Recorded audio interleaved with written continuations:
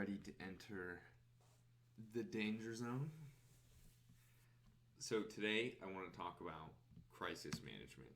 We talked about chaotic versus complex versus simple versus complicated problems before, but you didn't actually have a framework to be able to solve them.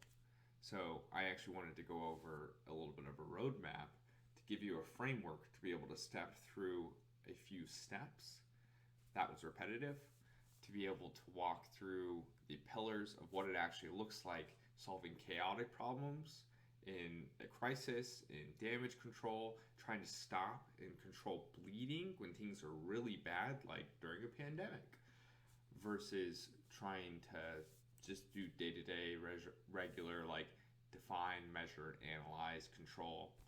And so let's just jump right into it. And here you can see, you remember this guy. We have the obvious, and this is where data is going to provide the answers, and this is where you're just going to go ahead and categorize and figure out what's a standard operating procedure. This is what a lot of people want to do with their businesses, and they want to be able to define the set way to work on problems so that they can hand off the work for others. And if they do that, then they can train their team to do it, and it's just really, really clear. All you have to do is categorize it. Then, in the complicated domain, what we see is there's actually a cause and an effect, but they're separated. And so the data is just going to provide options, but really it's just going to be based on rules. So it's not going to be really clear. It's not going to be a set way to do things, but there are going to be boundaries for how we do things. And so as long as we don't break the rules of the boundaries, then we're okay.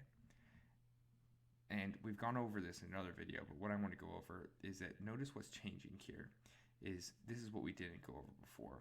When you have a set procedure, you're just categorizing. When you have set boundaries, you're analyzing. When you have set stories and heuristics, you're pattern matching. When you have something that's completely new, you're acting first, and so you need to act. So the regular define, measure, analyze, control doesn't actually work anymore. You need to move action up first. And so that's why the new roadmap, when we're solving chaotic problems, is going to flip the data capture, and you're going to monitor after you act. And so you're still going to go ahead and define what it is that you have currently, what is your current state, so that way you can figure out what are the resources we have in our wheelhouse. But after you've gone ahead and done that, then you just need to go ahead and establish some agility in your hotspots so you can just stop the bleeding, but you make sure that you don't hurt anything that was already helping. So you've defined and mapped what is helping. You've acted to stop anything that's causing damage. And then you're going to go ahead and monitor to make sure, were my actions actually helping, or are they causing more damage? Or if they're helping, how can I double down on them, and how can I move to the next things that are helping, and how can I continue to control to make sure that they continue to help? And then I like adding this fourth step to make sure that your people get why you're doing what you're doing. Or if, again, this is a personal example, to make sure that you get why you're doing, just go ahead and strengthen the vision. Make sure that this is something you can sustain personally. Make sure that this is a piece of your lifestyle that isn't going to continue to cause pain. So if you're trying to, make sure that if you're trying to lose weight, for example, that you're not just eating rice and beans all the time.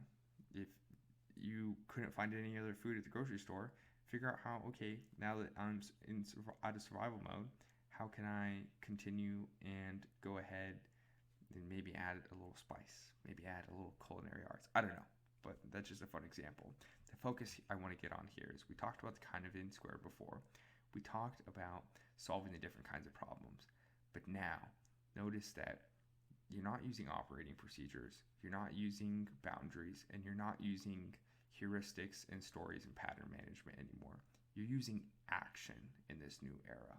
And the way you use action is defining what you have, acting, and then analyzing what those actions did and making sure they're not making things worse, making sure they're stopping the bleeding, and then making sure that you can control and make those sustainable.